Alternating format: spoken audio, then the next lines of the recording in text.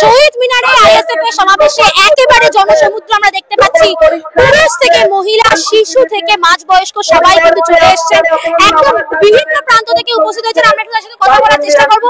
কোত্থেকে এসেছেন, কখন এসেছেন? দিদি কোত্থেকে এসেছেন আপনি? আমরা পোলারহাট 1 নম্বর অঞ্চল থেকে, ভাঙড় পোলারহাট 1 নম্বর অঞ্চল থেকে এসেছি। কখন এসেছেন? আমরা এসেছি অনেকক্ষণ, এখানে ভিড় ঠেলে এখন এক্ষুনি এসে পৌঁছাতে পারবো। কিভাবে এলেন আপনারা?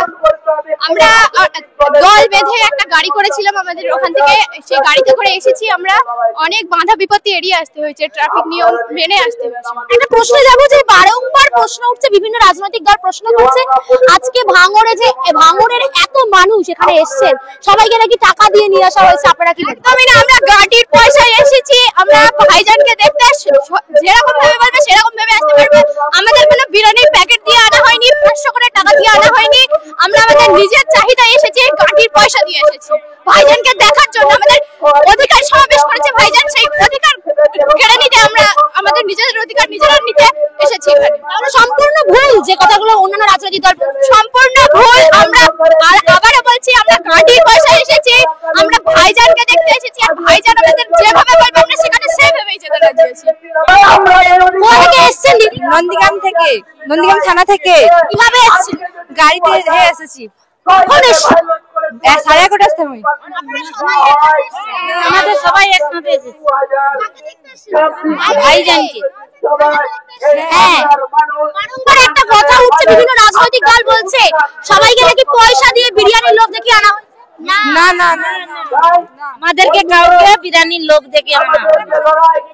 আমরা নিজে মানে বাড়ি থেকে নিয়ে যাচ্ছি, আর সবাই খেয়েছি, মানে ভালোবেসে এসেছি।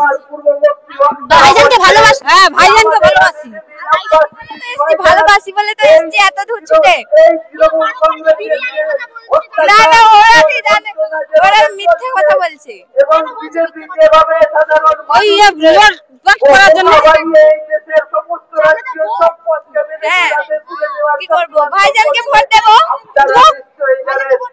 হ্যাঁ, একদম তো সামনে আমরা দেখতে পাচ্ছি, সামনে যখন আসছে কোনোভাবে, তাহলে ভাইজান আজকে দখল করতে পারবে রাজ্যের? পারবে, ভবিষ্যতে পারবে, ভবিষ্যতে। এখন না পারুক, ভোট করে তো উঠতে হবে, তাই না? পিছিয়ে পড়লে তো হবে না। বেঁকে থেকে এসছি গাড়িতে করে, এখানে ঢুকেছি 11টা নাগাদ।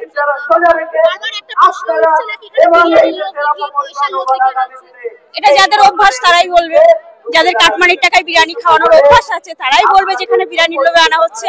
আমরা তো কোনো লোভে আসিনি, আমরা ভাইজানের ডাকে চলে এসেছি, এখানে আমাদের অধিকারকে বুঝে নিতে চলে এসেছি, আওয়াজ তুলতে চলে এসেছি। আমার কাছে পরিষ্কার।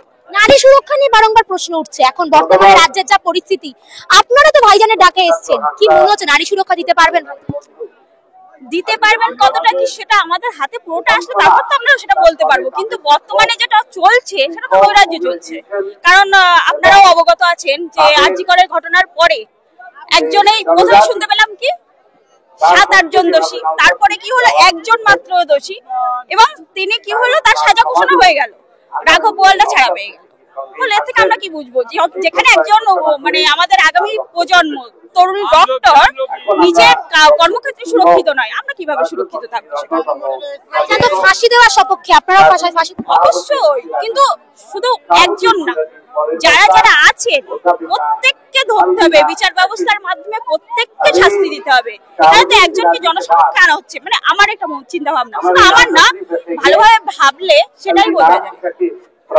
আপনি একজন মেয়ে নিজেও বুঝতে পারবেন যে এটা নিয়ে এটাই মনে হয়। সামনে তো বিধানসভা, কি মনে হচ্ছে আইএসএফ কোথায় জায়গা করতে পারবে?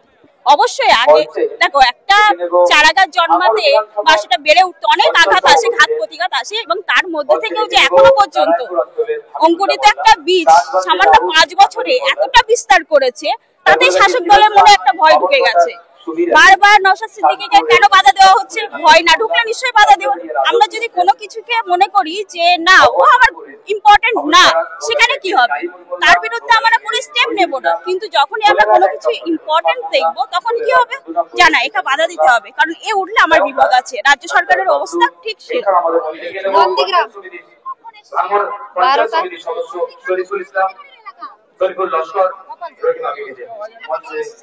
গোপাল চক 13 থেকে গোপাল চক আর কি ওই নন্দীগ্রাম থানা, আমাদের নন্দীগ্রাম থানা পড়ে, সেই গোপাল চকে বাড়ি। ভাইজানের ডাকে? হ্যাঁ হ্যাঁ, ভাইজানের ডাকে। ভালোই ভালোই পাবে। আচ্ছা, একটা প্রশ্ন যাবো, যে বারংবার প্রশ্ন উঠছে, অনেকে বলছে যে এখানে নাকি আনা হয়েছে বিরিয়ানির লোভে, পয়সা দেওয়ার লোভে। না, ওইসব কোনো রবে না, কিচ্ছু রবে না। আমাদের ভালো লাগছে, ভাইজানের জন্য এসেছি। বিরিয়ানি খাওয়ার জন্য এসবে কি? বিরিয়ানি করে রাখছে ভাইজান নাকি? যে ভাইজানের জন্য বিরিয়ানি খাওয়ার জন্য এসেছি, ভাইজানের কথা শুনতে এসেছি আমরা। ভাইজানকে ভালো লাগছে, আমাদের এসেছি। আমরা ভাঙড়তে এসেছি। আমরা না 12:10-15 হয়েছে আমরা এসেছি। একটা কথা শোনা যাচ্ছে, বারংবার বলা হচ্ছে যে এখানে নাকি বিরিয়ানির লোভে, পয়সার লোভে আনা হয়েছে। হ্যাঁ, আমাদের সওগাত মানে এক একজনের মানে 2000 টাকা দিচ্ছে সওগাত। আমাদের বলে দিয়েছে তোরা যা অন্তত ভাইজানের মিটিংটা তোরা সহযোগিতা কর, আর পরবর্তীকালে আমরা তারা খাবো, মানে সওগাত তারা খাবে, সেই তারাটা আমাদের দিতে হবে, এই আর কি। কিভাবে এসেছে? এখানে বলা হচ্ছে নাকি বিরিয়ানির লোভে আনা হয়েছে। কে দিচ্ছে বিরিয়ানি? বিরিয়ানি কে দিচ্ছে?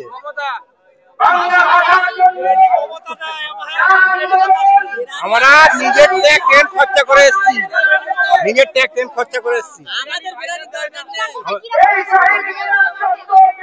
ভাইজানকেই দেখতে চাই আমরা, ভাইজানকেই দেবো।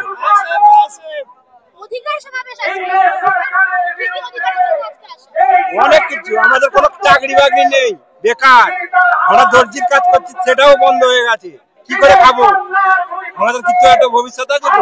আমাদের ভবিষ্যতে কি আছে? কিচ্ছু নেই আমাদের। আমাদের ভবিষ্যতে কিছু একটা চাকরি দরকার তো, চাকরিটা কই? শ্রীরামপুর থেকে। শ্রীরামপুরে তো সিপিএম এর একটা বড় জোট আছে। ভাঙড়ে আজকে না, আর নওশাদ সিদ্দিকীর সমর্থনটা এই জন্য, ভাইজনের যে সভা আছে, যে সমস্ত বক্তব্য আছে, ওনার যে যে প্রতিশ্রুতি আছে, প্রতিটা প্রতিশ্রুতি মানুষের মন কেড়ে নেওয়ার মতো, তার জন্য সকলে এখানে এসে উপস্থিত হয়েছে। আমরা এসি তো নিজের পকেট থেকে খরচা করে ট্রেনে বাসে, এখানে মানুষ বিভিন্ন রকম প্রবচনা দিচ্ছে। কে বলছে বিরিয়ানির লোভে আছে, কে বলছে এনের লোভে আছে, আদেও কিছু নয়।